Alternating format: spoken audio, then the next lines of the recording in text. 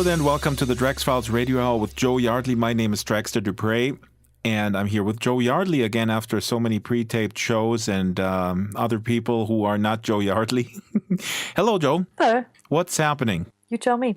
There are a few things happening, one of which is that we're taping a show and we're playing interviews of me and Linden Lab CEO Ebbe Altberg from the Virtual World's Best Practices of Education conference that wrapped last week. And we're putting the highlights together, and it's all about education.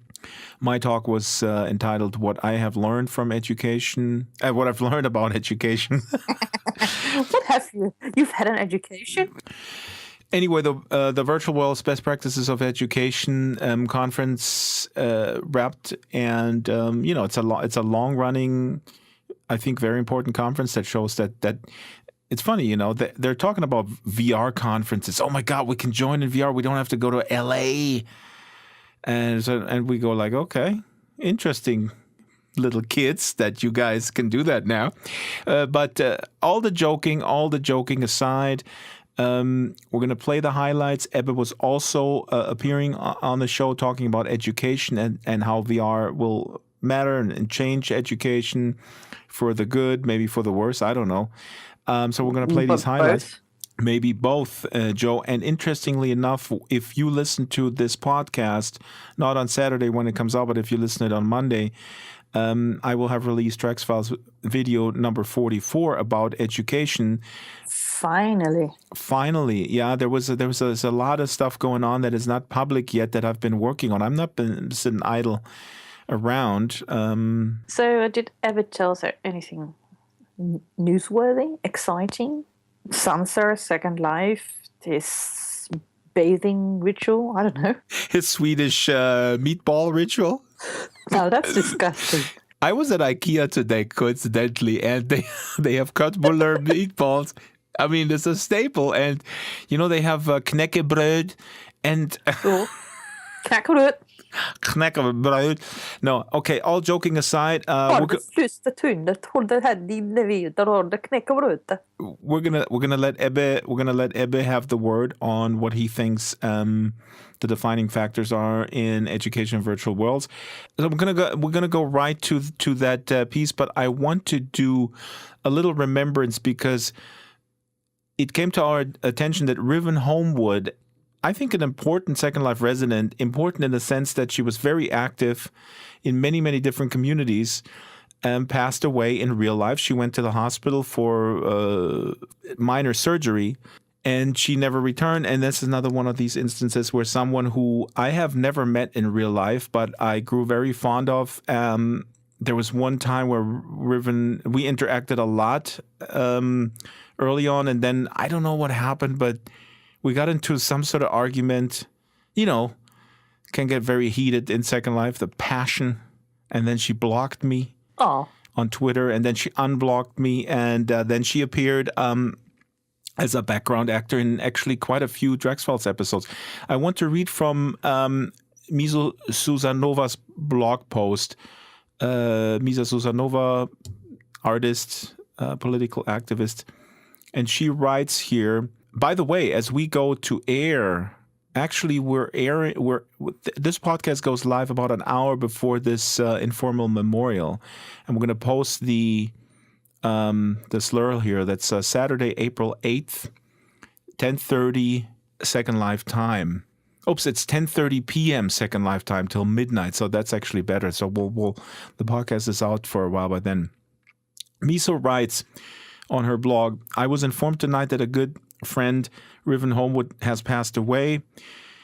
I have some information here from P.F. Anderson, that's another mutual friend. And P.F. Anderson writes, deeply saddened to hear the passing of Riven Homewood. Riven is the director of the Steelhead Public Library on Second Life. In real life, I'm Gene Hewlett, librarian at a University of San Francisco branch campus. That's what she writes on her Flickr page. And then Patricia, her friend, goes on to say she passed yesterday afternoon without pain following a series of recent health issues. Her son has asked that her online friends spread the word and that this is her request. She wanted her online friends to know how truly dear they were to her, and that she would have told them each herself if it had been possible. Thank God that she, she made arrangements. Otherwise, we might not have known. I really wish we had a technology where we could make significant, intelligent and sort of deep non-player characters that kind of inhabit at least what we feed them. Not AIs in the sense, that they will come, but kind of like an avatar version of ourselves that stores information that can then be retrieved, and then that avatar could keep living in Second Life, for instance. Yeah, I'm pretty sure that there will be something like that in the future, where there is a virtual representation of you in, for instance, your living room, that has certain aspects of who you were installed. I would give my left arm, literally, to be able to visit my grandmother in her house as she was when she was alive. Even seeing, and this is already possible, but not on our computers, even seeing a exact real life replication in 3D in VR of someone way past that uncanny valley, that is going to blow your mind. And they can already do it, but they do it for film and television. They recreate these people. I think this warrants us to link to the Black Mirror episode. I forgot the title, where her husband dies and then she kind of orders that that robot. Yeah. But anyway, I'll hop into Riven's remembrance, and folks, don't forget to set up a will that includes your social media profiles and your avatar. Who is going to own your avatar and who has access to these accounts? That's pretty important. And pick one person in Second Life that you trust and love, and who knows who you are in real life. And somebody who you don't have drama with, like all my friends. I don't have a person that I haven't screamed at. You don't have any friends. But that's what my son says too. I don't know. It's weird. Children out of the babes, out of the mouths of babes come truth. What's that saying? I don't know. I have to Google it now. My son also says I have no hobbies. Anyways, you were saying? Yes, you must make sure that there is someone in Second Life who knows who you are in real life, so that if something happens to you, and that they know and that they can tell everyone in Second Life. We've just lost someone in Second Life, and it took us weeks to figure out what happened. And it is if your friend can tell everyone what happened, that saves so much stress and discomfort and sadness. Yeah, very, very well said. We're going to go to the interview from Virtual World's Best Practice of Education. Kevin Feenan of Rockcliffe University interviewed Ebbe, and we'll play excerpts, highlights, and then we'll play my excerpts and highlights. Folks, if you're listening to this podcast, if you appreciate it, take out a voluntary subscription of $100 Linden a month. I mean, come on. This is really literally nothing. You can't even get shoes for that money in SL. I have flip-flops, so I don't know what shoes cost. Oh my God. But they fit the hair, Joe. They fit the hair. It's all... it's all awful. The drapes match the flip-flops.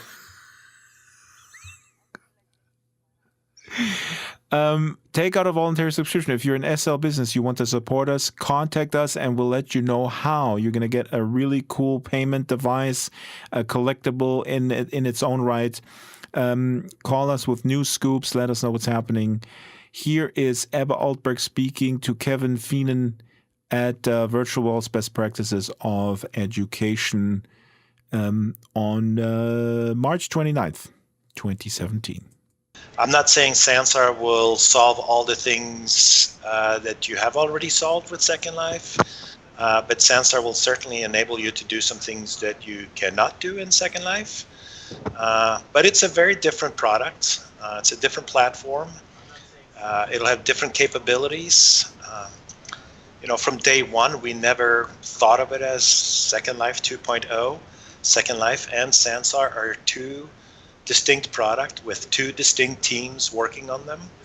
We're still investing in Second Life, continuing to make it better and better, and we'll continue to do so as far as we can even see. So there is no, and that means there's no end in sight at all. We're just, the best outcome would be us having two really successful products rather than one. And you can then choose over time for what platform or what set of tools is the most useful to you for what you're trying to achieve. With time, Sansar, like I said, will enable you to start doing some things that you haven't been able to do so far in Second Life or with other tools or platforms. And so, take your time. Take your time to evaluate both for various purposes, and choose the best tool and platform for what you're trying to achieve. I wanted to bring Sansar up first, primarily because I think we've seen this over 3 of these conferences so far, is that there seems to be this perception out there that Sansar is in fact going to be a replacement for Second Life. And I fully understand. I mean, you've said this at each one of our conferences, and I know you've said this at multiple other events going on. But I think for some reason the communication and the message are not sort of getting across. And I'm wondering, this is the other part to what I was wondering about.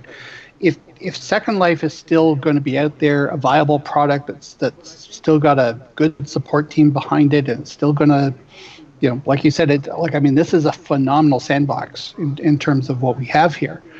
You're going to be continuing to build on this.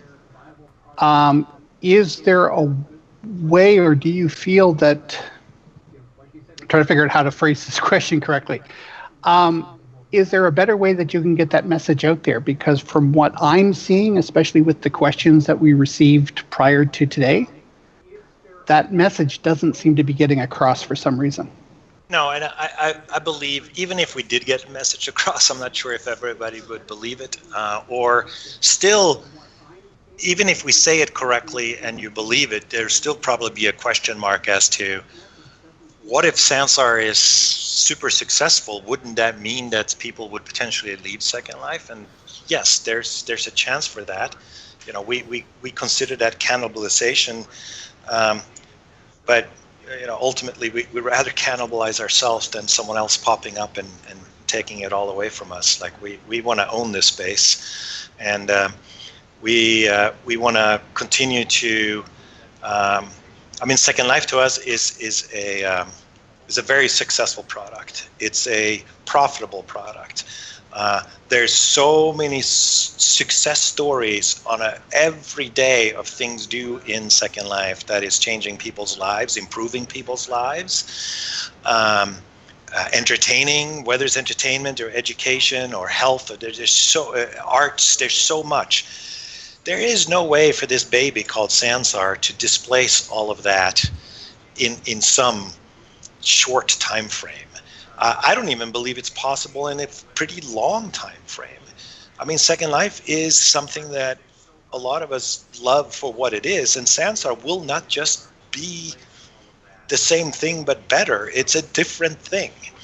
So some of the things that you come to love and what makes Second Life work for you, Sansar might not replace that for you, right? It might do some other things, because I'm sure Second Life is not the only thing you do. It'd be great if you did nothing but Second Life, but I'm sure you're trying all kinds of products. Whether you consider them, many of you have gone and explored competitive products. And to see, is there a better solution? Is there another solution that could augment or enable me to teach or learn or train or whatever it is in a better way, whatever that tool is? It might be a mobile app, it might be a virtual world, it might be all kinds of things. So I would think of Sansar as one of those things. Anything that could appear on the market that gives you another tool or another medium to use to improve or what you're trying to do. The challenge we obviously have is that we can't afford to invest all of the money we make from Second Life back into Second Life, because we also have to fund this thing called Sansar. That is a bit of a unfortunate situation, that I can't 100% fund both Second Life and Sansar as much as I would like to. I have to figure out how to sort of spread that money around. So yeah, in a different context, Second Life could have gotten more love right now from a sort of engineering and product and marketing and all that kind of stuff if it was the only thing we focused on. But we thought that we couldn't bet on Second Life being something that would still be dominant a decade from now. So we have to start to build something that we think has a chance of being that. And Sansar is also a gamble. Like, we think we have the answers to a lot of things, but we still have to prove that it's going to be successful. There's still a lot of work to be done there. Meanwhile, we know Second Life is very successful in lots of aspects. It also has a lot of issues in other ways. But so whether Sansar is made by us or someone else, there's going to be many Sansars in the future that will compete for your attention or for your ability to do what you want to do. And we had to make the bet that we wanted to be someone who would create that. But trust me, we have two dedicated teams, 100%. The engineering and product team on Second Life is 100% dedicated to Second Life. And the engineering team and product team on Sansar are 100% dedicated to Sansar. And you've seen over the last 3 years that we've invested heavily in Sansar, that we've continued to ship new features and ship new improvements and more to come for Second Life, because we have no reason to believe that it's going to go away anytime soon, with or without Sansar around the corner. We actually have a team working on Second Life that's not just trying to hold the fort either. This is a team that believe if we can do the right things, we can make Second Life grow. And like I said, the success I want is two successful products that complement each other, or maybe they compete, if you want to call it that, in certain areas. But there will probably be some things that one product is excellent at that the other product is not as good at, and so you'll maybe prefer to use both or one over the other. But the best outcome I could possibly have is to having two success stories instead of just transitioning from one to the other. I'd like to switch gears a little bit here. Many people seem to feel that Linden Lab has a duty of care to community groups that support the products offered by Linden Labs. In the past, the lab has actively developed contacts in education and other fields through specific staffed positions. And in the last several years, we've seen that the lab has started to return to some of these community outreach type programs, and mostly under your watch. And I need to very much thank you for that, because that's been a huge boost to everybody, to be quite honest.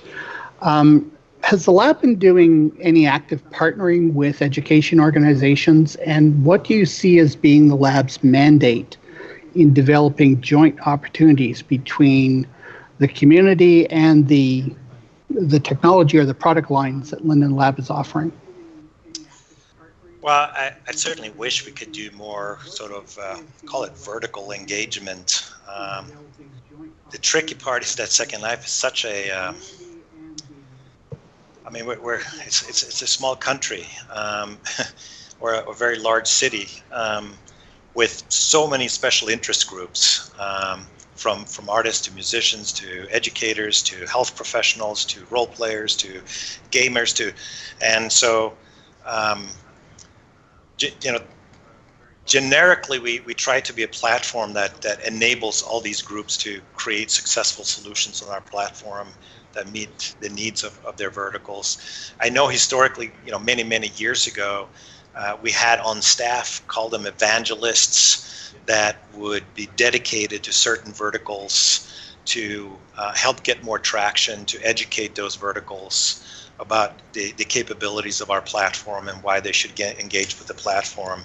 That is not something we've done lately. We felt we've had to do more work because we've spent more energy trying to figure out how to improve the product and reduce the friction of getting engaged with the product, rather than spending a lot of energy trying to get people, coming into a product that is kind of challenging to come to grips with for most users. But at the same time, we do try to create awareness, but it's probably better for conversation for Pete to talk about how we try to market ourselves or create awareness across different industries or verticals about the potential of Second Life. We've done some work to try and make more information available sort of on at secondlife.com to sort of give people an understanding of the breadth of types of solutions that we could do. But again, there we've been challenged with all kinds of legacy web technology crap that had to be redone to make it easier for us to sort of create content that are valuable to or meaningful to all of these different audiences. So I wouldn't say we've necessarily gotten to the point where we have full-time focus on certain verticals, but we do make sure that we are in touch with a broad array of different types of verticals to understand their needs and see how we can help out with them, and whether it's us talking to musicians and then talking to educators. We spend quite a bit of time talking to Prensky. Bill Prensky. I forget the name of his company now, but they have education solutions that are reaching about 10,000 students as we speak, and he has gotten quite a bit of traction in the Florida. I don't know if he wants me to say this. Maybe he wants to not have competitors, but in the University Florida system, and working with organizations that are quite instrumental in today's, at least in the U.S. educational sort of marketplace, to reach a broader and broader audience for his solutions that he's built on the Second Life platform.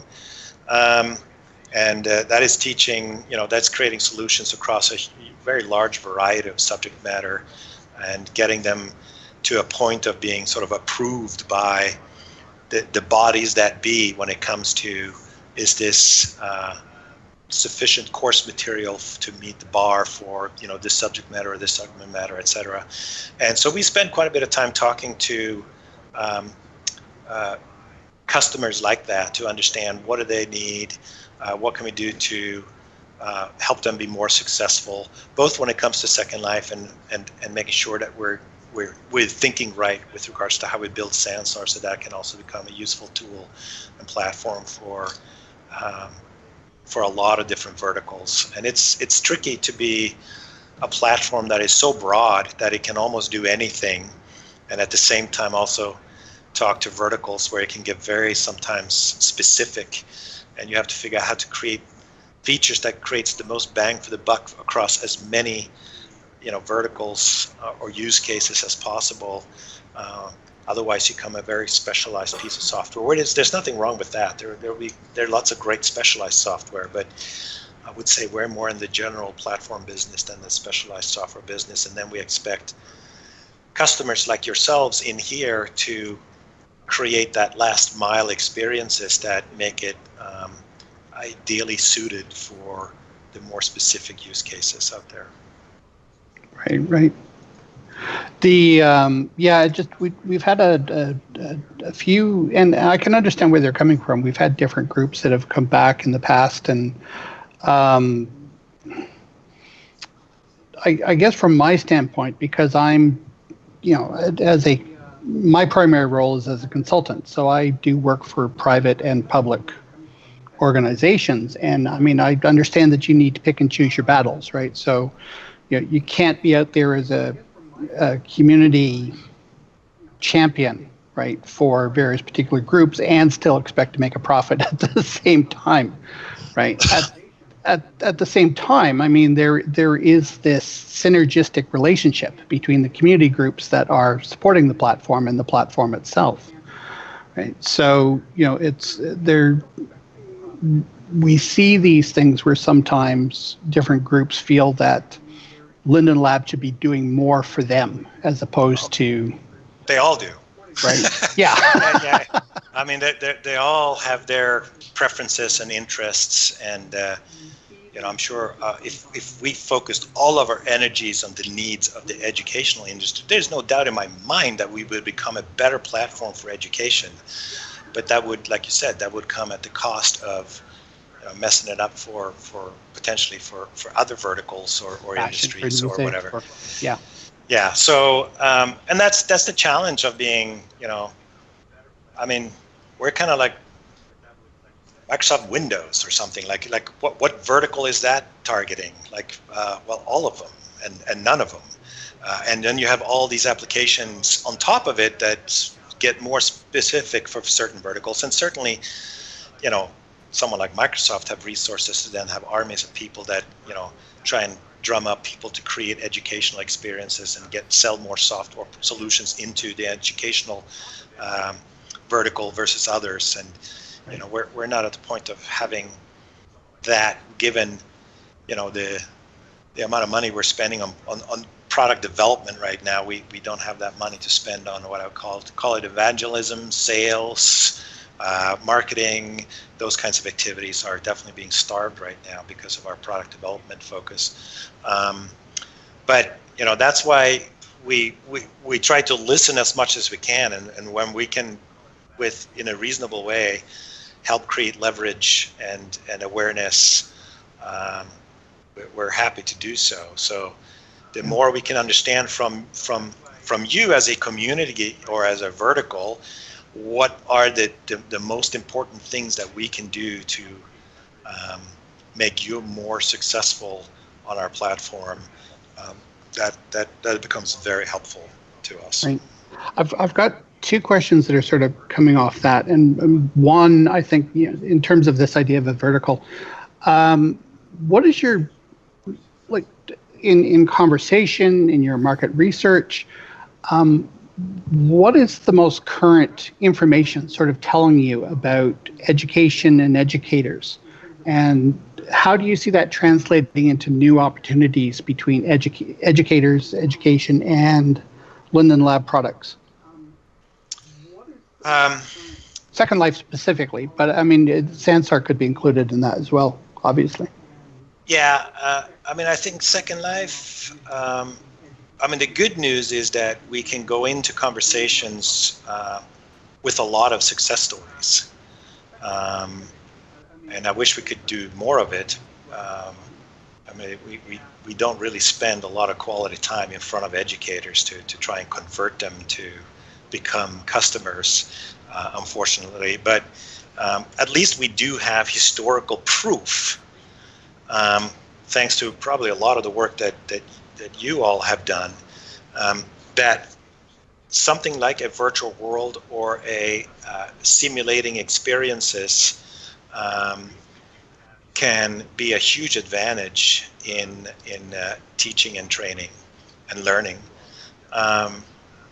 And so I think now it comes down to how easy is it to access, how easy is it to consume, how cheap, how costly is it? Sort of, how do you make it easier for people to sort of get access to the solutions and get engaged with the solutions? I think that's where a lot of the trickery come. And that's where I think Second Life is challenged a bit, because you have to sort of spend quite a bit of energy to become successful at Second Life.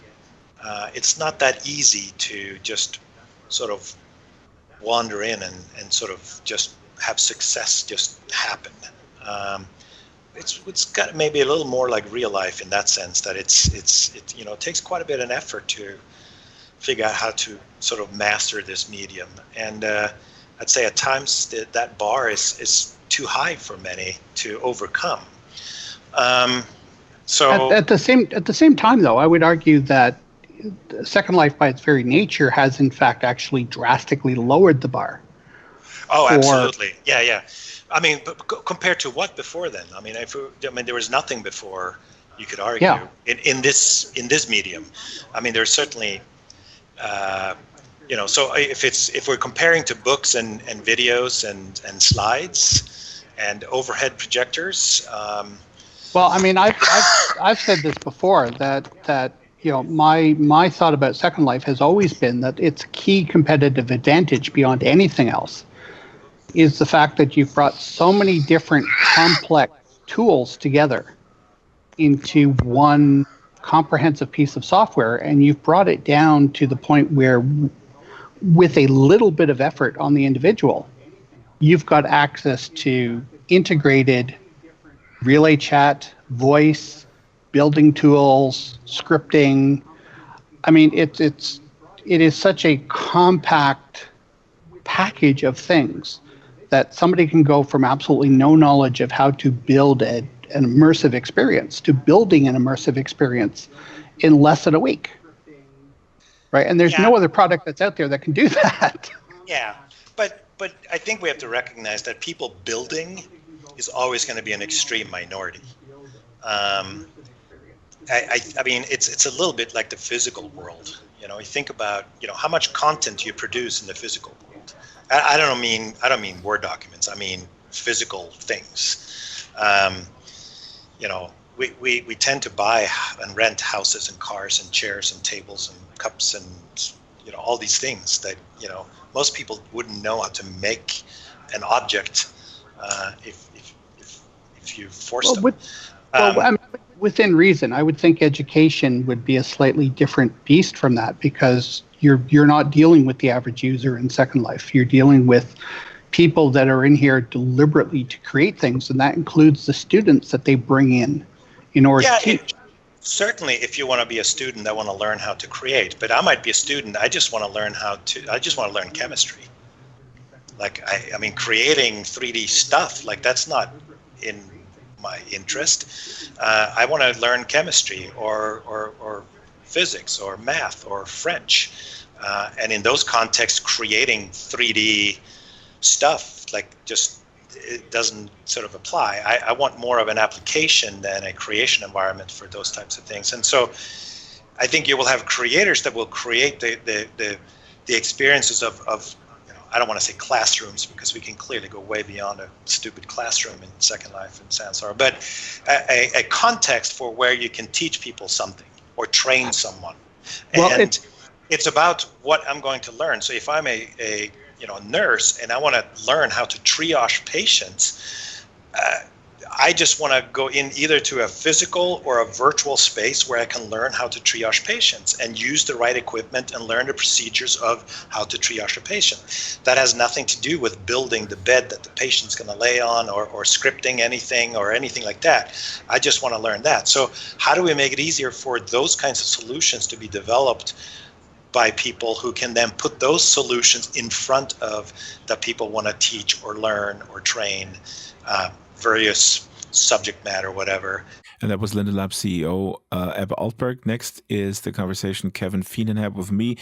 We started off by talking about the drawbacks of current virtual reality offerings, and I started talking about the price, because that's an aspect of the upcoming video that Tunçer Can, who was profiled in the video from Istanbul University, talks about. It's just too expensive. The headsets are too expensive, and they can't just buy all these headsets to hook up the computer room. And Kevin Feenan jumped on that point and took it from there. He's Kevin Feenan. I mean, just to look at the aspect of technology and the cost in terms of what's going on here. I mean, here it is. We've had this promise of virtual reality for 10, 15 years now. Right, in terms of what we've been promised that this can deliver, we haven't gotten there, and to my standpoint, I feel this is mainly because the tools are not really in place to allow us to leverage this stuff correctly. But now I think there's two things happening with regards to the corporate interest that's happening with inside this space.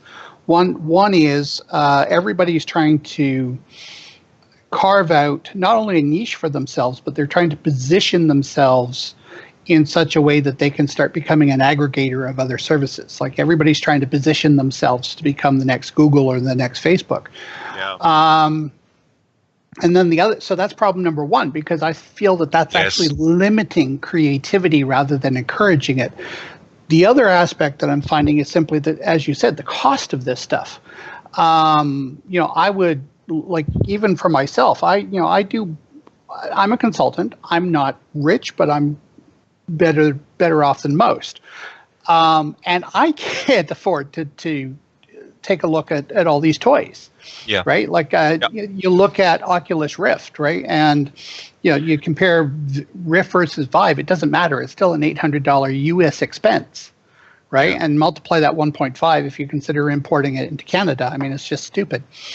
But I mean, it's okay. Great. There's all these wonderful toys out there that could really do some interesting things, but they're priced outside of most normal people's ability to invest in. And considering that the life cycle of these things are still in the order of 1 to 2 years before they are going to end up getting replaced.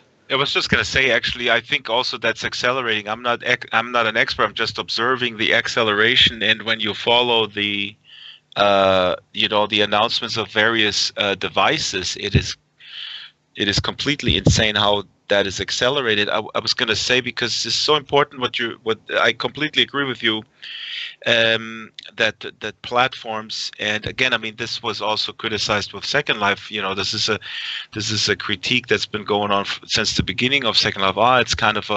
It's owned by a company, and we're just going to play on their playgrounds. Interestingly enough, the passionate Second Life people always complain about Second Life. At the same time, they don't complain about Google or Facebook, which are a lot bigger and actually arguably have a lot more restrictions. So that's problematic. I don't have the magic bullet how to solve this, but I think we totally need to just discuss this also really holistically. What does it mean that we're playing on?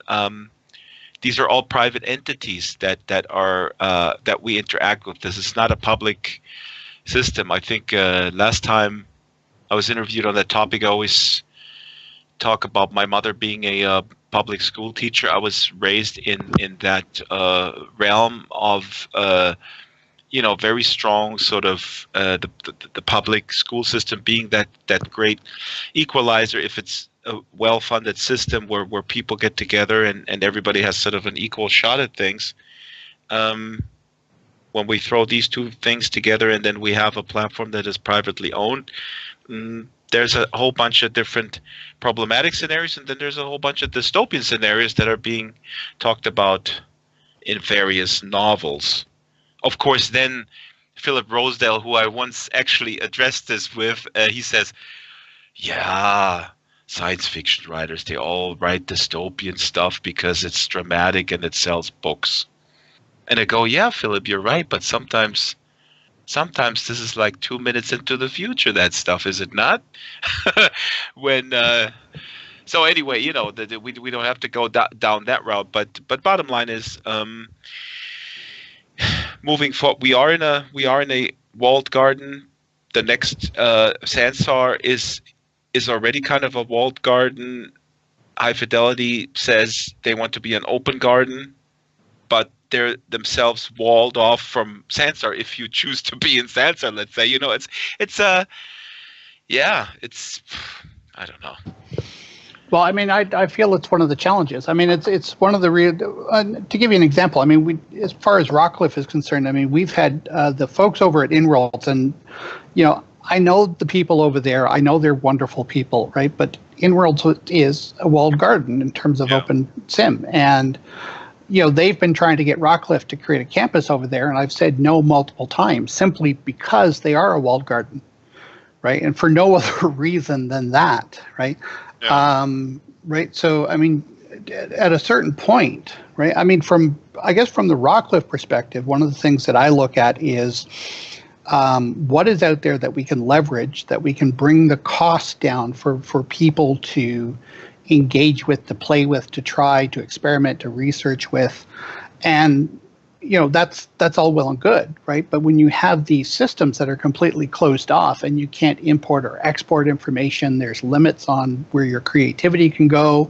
Once you've created something, it's impossible to get it out and share it, right? Unless, you buy into like the Apple mindset and says like, yes, everybody will become an Apple aficionado in terms of the future. It's there needs to be some portability in terms of what's going on here. Well, people would then argue the portability is already in place, and I haven't listened to the interview that you did with Ebbe. I just came back from Frankfurt yesterday. Also interesting conversations along the lines of virtual reality with the German public broadcasting system. But people will argue that in Sansar and in high fidelity, everything is transferable because it's just basically the format that 3D modelers have used as the OBJ format and the FBX format, and then people can create content. They can get it out, and they can get it over here, and they can get it over there. One of the problems is related. When I was thinking about what I wanted to talk to you about today, what I really learned is that the people on the front lines in the classroom, if it's elementary, whatever level it is, college or K through 12, whatever, they have a really tough job, and many of them are not expert technologists. They need help. They need assistance. And Second Life provided with its simplicity, obviously the public narrative is different. It's like, oh, Second Life is so difficult. I think that's baloney to a large extent. There are people who can.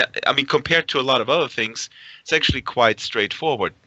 But the fact remains, and it will remain, that an educator who wants to put stuff together quickly for students has limited time and has limited time to learn a completely new system.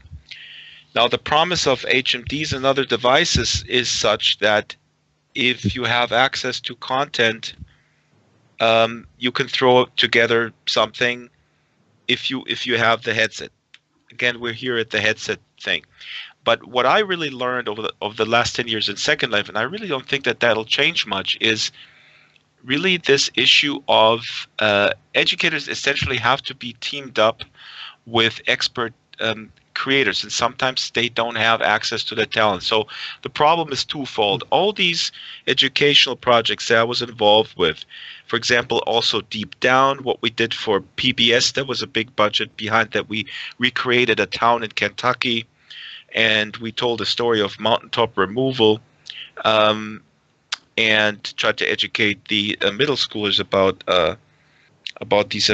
the environmental impact. We had modelers. We had people who could create a model of this Kentucky town. If we wouldn't have those, there was no way we could accurately model that town. Now, where am I going? The problem is that the access. The Second Life gives a lot of access to educators, puts a lot of tools into their hands. But if they want to tell stories, if they want to put scripts together, or if they want to do a sort of a mathematical problem in 3D or whatnot, it's still too complex, and I don't see that changing right now.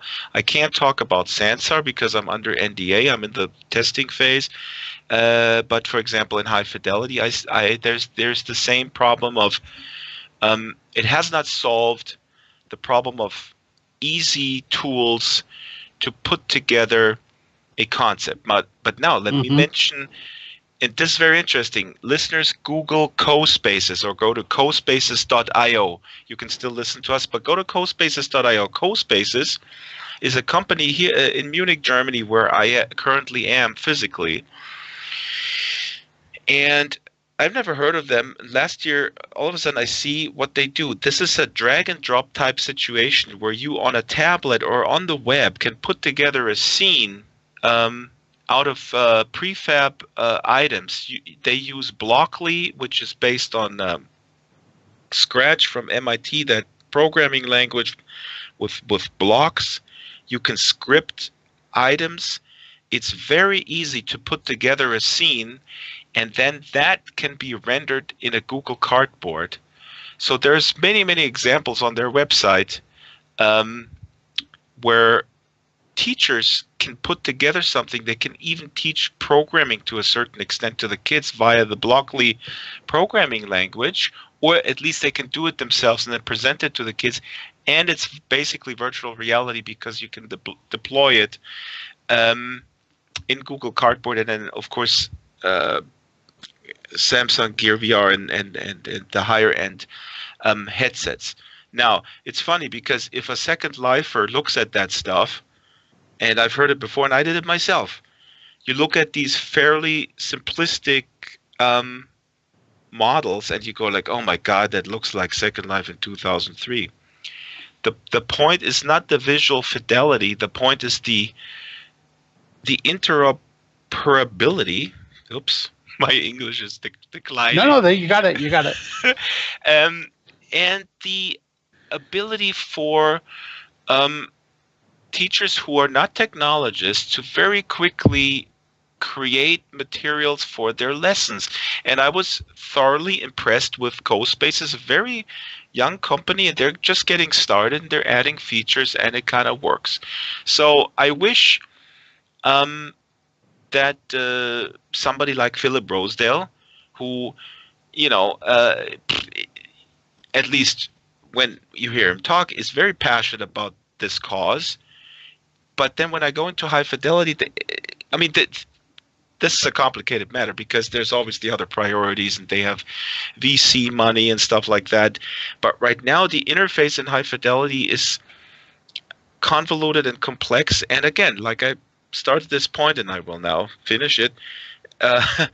The evolution of virtual worlds, in my mind, is not emphasizing access and simplicity and access, basically. It's not enough emphasized. Right now, everybody goes like, "Oh, we got to be super compatible with HMDs because that's how we got to get the kids in, because they're going to go out and buy a new computer for $3,000 and an HMD for $1,000. Yeah, they got that money lying around, and we got to please them." I mean, I'm joking. That's kind of how it comes across a little bit. Yeah, I mean, I've got my own little soapbox every now and then, and one of the things I've always, as if nobody could tell, right? That was very subtle thing of be like, Draxter, it's time to get down from that soapbox. No. Actually, I actually like the soapbox. It's a nice soapbox. Okay, I like the soapbox, but I mean, one of the things that I've consistently said, and I don't think people at the lab or any place else actually believe me. The notwithstanding the social environment that was competitive and what have you, and things that we had very early on, the true competitiveness I always felt of the Second Life environment was the fact that they took what at the time were, and even still today, right, were very complicated tools, very complicated technologies. And they brought them together with very simple user interfaces, and they made a series of tools available. It wasn't about the fact that we could build in here. It wasn't the fact that we could have conversations in here. It wasn't the fact that we could do voice in here. And dozens of other things, right? It's the fact that you could do all of them in here and make them work seamlessly together. If you go back, a couple of decades prior, right, you take a look at how did Microsoft become the relative giant that it became, right? Especially considering that it was head-to-head with Apple at the time. And one of the things that they did was they made things interoperate with each other, right? Word talked to Excel, talked to PowerPoint, talked to Access, everything talked with the operating system. Nobody else was doing that, right? IBM didn't get it. Their products, they had all the same products, but the products wouldn't talk to one another. You come into Second Life, everything talks to one another, right? And that's, I don't think they've ever gotten it, right? Is that the true competitiveness of what it is that they're doing is not the fact that they're introducing all these little cute eye candy type things. It's not the fact that we could do Oculus Rift. It's, can you do Oculus Rift and be able to type and build things in the virtual world at the same time, right? Yes. And you can't really do that. Well, you can. You can and you can't. And again, I mean, we're in such a transitional phase right now. So you're making very good points. So theoretically, and again, I just want to say for the record that what I've seen in Sansar is really promising, and I also trust. I don't know. People go like, "Hey, Drax, you got to check your head. You're trusting Linden Lab with a new venture." You know, some cynics say that is crazy. No, I do trust them. I do trust the current bunch of decision makers to be completely aware of what people want and need. Now, you can work. It's actually quiet. That's actually something that is pretty cool, is when you are in a HMD and in high fidelity that already works. You can take things with your controllers, you can put them together, you can stack them on top of each other, you can throw them around, and you can give them to other people. So this stuff is pretty compelling. There's another level of immersion with this hardware. It can't be denied. I personally think, though, and I said this, I just came back from Frankfurt, where there was a VR exhibit from German public broadcaster ZDF. They're investing a lot of money into virtual reality, interestingly enough, which I was completely unaware of. And they're very young people, and they're all about immersion. And I felt old because I said, I feel immersed and I don't need an HMD. The HMD is cool, but kind of makes me nauseous after a while. And I feel very immersed with my community in Second Life when I go in, or, you know, or I work on something, or we film something, or we build a set and then we film it with people. I'm totally there. The HMD adds very little to that type of immersion.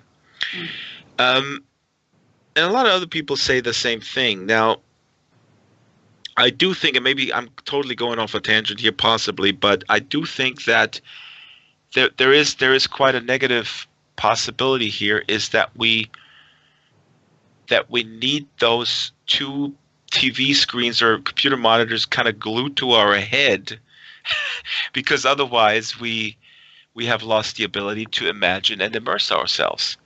And so in that sense, I'm actually kind of a pessimist in regards to where the train is headed. You know, that we kind of need that constant stimulation in order to feel anything anymore. People have actually criticized Second Life because of that. They go like, "Oh, why don't you go out and smell one flower instead of looking at a million copied flowers that are not even real?" And now I find myself in the position where I go like, "Hey, why don't you just look at a beautifully modeled flower on the desktop, and can you even appreciate that, or do you need like these two TV screens glued into your eyes like a Clockwork Orange?" You know, that type of thing. But I'm now back on the dystopian angle. I don't know.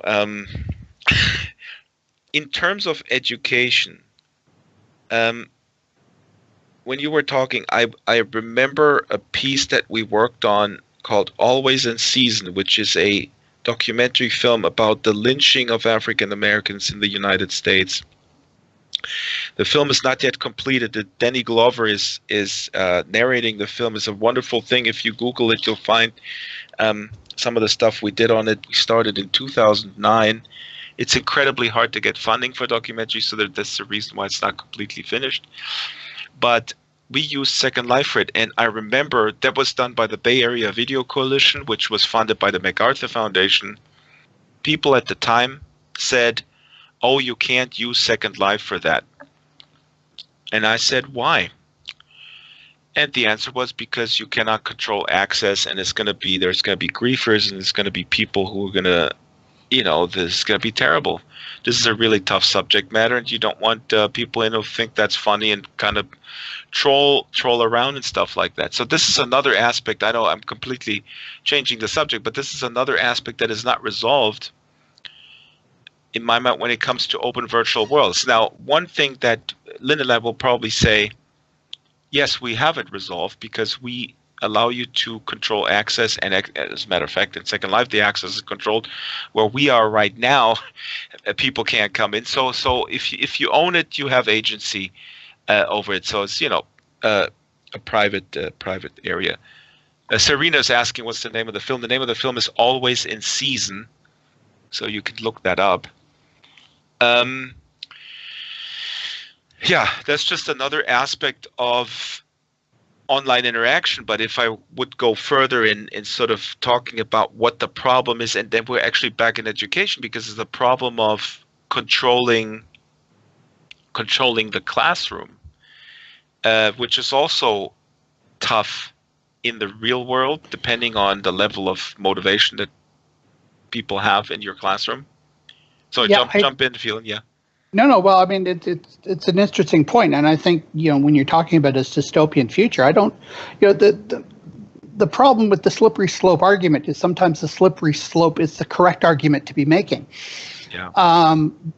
But notwithstanding, I mean, we have, again, I think people sort of miss the mark on some of these particular things. I mean, right now, Second Life, to a certain extent, everything that happens in here is reviewed by a huge team of lawyers, right? In terms of where is Linden Lab potentially going to get themselves into a problem of being sued, which is part of the reason why you can't have a proper experience in here, because a lot of things that we take for granted in real life, in the real world, such as having a class show up to a classroom, right, is you can't take for granted that the same patterns of behavior will exist inside a virtual world.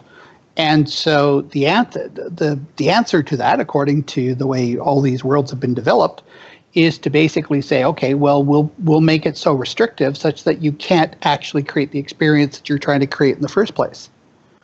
Yeah. Right. So here it is. You've got a school, you've got a classroom inside a school. You've got students that attend to that particular class. I mean, in a real life university, you're not worried about griefers, right? I mean, it's the chances that somebody's going to come randomly wandering into the classroom, yep, right, is between slim and none. And yet, as soon as we get here, right, we're not given the tools in order to sort of manage that situation. That's a good point. Well, you're talking about college also too. When I talk about education, I always throw in sort of primary school or middle school, where there's a fair amount of chaos in the classroom, and the level of motivation is very different, and you have because I mean, in college, ideally there are people who are already sort of self-motivated, and the reason why they show up is because they want to learn something. And in middle school, the kids are forced to be in the classroom. That's one part. But you're going back right now to this very important topic of that we're basically playing in a private playground. We're basically putting a classroom into a mall, and the property is owned by the mall operator. Drax, thank you very much. I got to let Mal go because he's got another session he's got to get to. But again, thank you very much, and hopefully we'll get a chance to talk soon. Thank you very much, guys. Thank you. Yeah, and that was yours truly. Finally, when I get interviewed, I get the chance to talk a little bit more, which is good because I don't often have the opportunity to talk, Joe, right? Mm-hmm. Yeah. So sure. For my interior psychological balance, please. There is no interior psychological balance, so you know it. But education is huge, and the future of education in virtual reality will be huge. And if you're listening to this on a Monday, you can already watch Drax Files number 44. We're going to wrap up the show We're going to see you in world at Riven Homewood's unofficial memorial on Saturday. It's informal. 10:30 p.m. Second Life time. Anything else, Joe? Anything happening? You doing some communist role play? Yeah, but that's on May 1st, so we'll have a few more episodes before that. But the May riots are coming up. We should stream that live. Yeah, it's going to be laggy like hell, though. How many people are going to show up? I don't know. Yeah, it's going to be laggy. Okay, forget about it. Forget about it. Oh, you know who we can forget about? We totally didn't mention that, but Palmer Lucky's gone from Facebook, so he's been ousted, just like Steve Bannon. Steve Bannon, I hear, is now free to spend more time with his bottle of malt liquor. He's got promoted to an office without a window. That's what they call that in politics. Yeah, but someone's going to write a book about it because it's fascinating how the Wunderchild, Wunderkind of VR, how he went from hero to zero in such a short time. He blew it. I find it very interesting, this overlap, and there's a lot that has been written about this, the overlap between Silicon Valley, libertarian attitudes, neoliberal policies, the trolling, and those sort of young gamers and Gamergate, and sort of the philosophy that they come out of and that they have sort of absorbed and that they kind of spill out. Actually going to link to a article from Corey Payne that came out in the Baffler magazine 2 years ago about the connection between sort of introvert coders. He's pretty explicit in his language, but he basically asserts that a lot of these people, I mean, it's kind of a cliche that a lot of, technologists are just incapable of interacting in a social setting and also don't have any morals because they never really thought about, where do I stand in terms of like morality and ethics, right? Yeah, but it doesn't really matter. I mean, you don't. I know for them it doesn't, because for them everything is a project that can be solved in code. What I don't understand is that you don't, you can be the biggest, scariest, stupidest person in the world, but you need to learn one lesson really quickly, is how to shut up. I mean, people do stupid things and then they film themselves and put it online. People say stupid things and then they get caught. I mean, you don't know what I do in my weekends when I'm not in Second Life. God knows what I'm doing, but I make sure nobody ever finds out. Yeah, it's pretty crazy. I mean, this is definitely also a sign of the times. If Palmer Luckey had been taught, had a good personal assistant or an advisor who said to him, "Listen, mate, if you want to go fund these trolls, go ahead and do it, but for God's sake, don't get caught because it will end your career." Mm. These children need grown-ups to tell them how to behave. Yeah. And the same goes for politicians and for, pretty much for everyone, really. Yeah, that's true. Don't get caught. It's the first lesson of being naughty. I know. I of course have an even deeper wish in my naivete, is that some of these major players in these Silicon Valley worlds learn to apply sort of ethical and moral standards that are... Says the man who wants to be Jack Bauer and torture terrorists. Okay, let's talk about Jack Bauer. Jack Bauer has, and that will be actually, we're going to do a special Jack Bauer podcast next week. I don't care. We did Torsten Schütter with Zappa last week. But Jack Bauer, as opposed to Palmer Luckey, first of all, he was in good shape. So that's one difference, physically speaking. He is very driven, very result driven. I mean, he needs to do what he needs to do in order to get these results. He wants to prevent a massacre, which sort of is okay. Exactly. So his moral campus is collateral damage. If you can't make an omelet without breaking some eggs, basically. That's his philosophy. Palmer Luckey.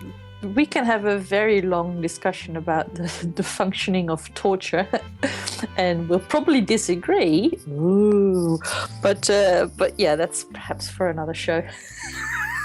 I'm gonna tag this show Jack Bauer, and then we'll see how the listenership explodes. And people go like, "What? Jack Bauer? You guys talk about Second Life, and you mentioned Jack Bauer once. You guys are a fraud." Okay.